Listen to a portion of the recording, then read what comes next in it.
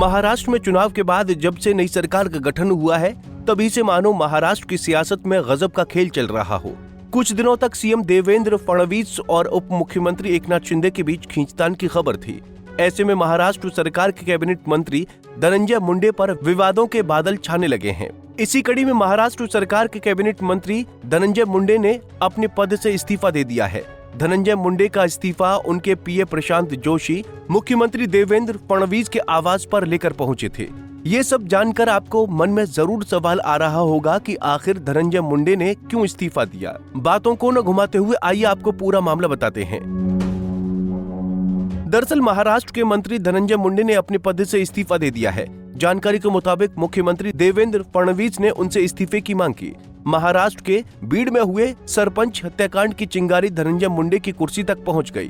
धनंजय मुंडे महाराष्ट्र सरकार में खाद्य और नागरिक आपूर्ति विभाग संभाल रहे थे। जानकारी के मुताबिक धनंजय मुंडे के करीबी वाल्मीकि कराड़ को सरपंच संतोष देशमुख हत्याकांड मामले में आरोपी बनाया गया है। इसे पूरे मामले की शुरुआत बीड़ सरपंच हत्याकांड से शुरू हुई थी। अब आपके मन में सवाल आ रहा होगा कि आखिर बीड़ सरपंच हत्याकांड क्या है। बीड़ सरपंच हत्याकांड से गरमाया मामला। बीड़ जिले में स्थित मस्साजोग गांव के सरपंच संतोष देशमुख की पिछले साल दिसंबर में बड़ी निर्ममता से हत्या कर दी गई थी। इस मामले में मुंडे के करीबी वाल्मीकि कराड़ को गिरफ्तार किया गया था। इस कड़ी में सरपंच हत्याकांड की कुछ चौंकाने वाली तस्वीरें सामने आई हैं, जिनमें साफ दिखाई दे रहा है कि सरपंच को कैसे निवस्त्र किया गया, फिर उन्हें बेरहमी से पाइप और दूसरे हथियारों से पीटा गया। एक तस्वीर में दिख रहा है कि सरपंच देशमुख अधमरी हालत में पड़े हुए, तब उन पर आरोपी सुदर्शन घुले ने पेशाब भी किया था। इस मामले में मुख्य आरोपी वाल्मीकि कराड़ एनसीपी नेता और मंत्री धनंजय मुंडे का खास आदमी बोला जाता है। इस मामले में कांग्रेस विधायक और विधानसभा में नेता प्रतिपक्ष विजय वडेट्टीवार ने हत्याकांड में जुड़ी तस्वीर शेयर की और महायुति सरकार पर जमकर निशाना साधा। देवेंद्र फडणवीस ने जानकारी देते हुए बताया कि धनंजय मुंडे ने इस्तीफा दिया है। उन्होंने कहा कि मैंने ये इस्तीफा स्वीकृत किया है और अगली कार्रवाई के लिए ये इस्तीफा मैंने राज्यपाल जी के पास भेज दिया है।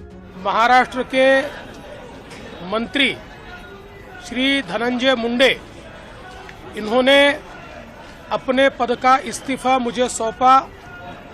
मैंने ये इस्तीफा स्वीकृत किया है और अगली कार्रवाई के लिए मैंने ये इस्तीफा राज्यपाल जी के पास भेज दिया है। इसी कड़ी में कांग्रेस की राज्यसभा सांसद रजनी पाटिल ने धनंजय मुंडे और महायुति सरकार पर जमकर निशाना साधा। उन्होंने कहा कि जिस बर्बरता से सरपंच की हत्या कर दी गई है, मुझे लगता है कि इस पर जल्द से जल्द कार्रवाई होनी चाहिए। सुनिए क्या कुछ कहा रजनी पाटिल ने। जिस निगूढ़ पद्धति से संतोष देशमुख हमारे सरपंच थे, मैं उसी केस से आती हूँ, वहाँ से नजदीक हमारा गांव है, तो सरपंच की हत्या कर दी गई और बहुत ही निर्दयता से उनको मार दिया गया था हलाहल करके। तो मुझे लगता है कि इसकी जल्द से जल्द उसकी कार्रवाई होनी चाहिए थी। हम अपेक्षा कर रहे थे कि सरकार जल्दी से जल्दी कार्रवाई करेगी, लेकिन 3-4 महीने सरकार ने निर्णय नहीं लिया, इसलिए लोग बहुत आक्रोशित थे।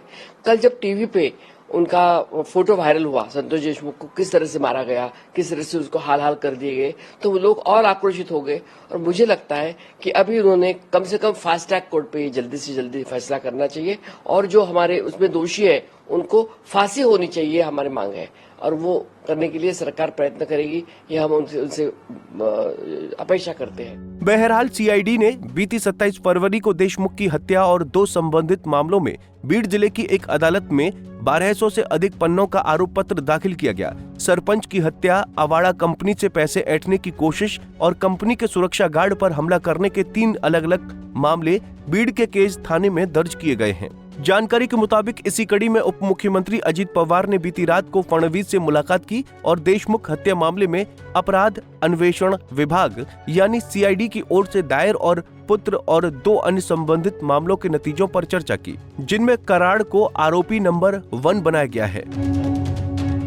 खैर, अब ऐसे में धनंजय के इस्तीफे के बाद महाराष्ट्र में जमकर सियासत हो रही है। ऐसे में अब फडणवीस सरकार फुल एक्टिव मोड में नजर आ रही है। अब ऐसे में सरपंच हत्याकांड में जरूर नया मोड़ देखने को मिलेगा। Bureau report, Punjab Kesari TV.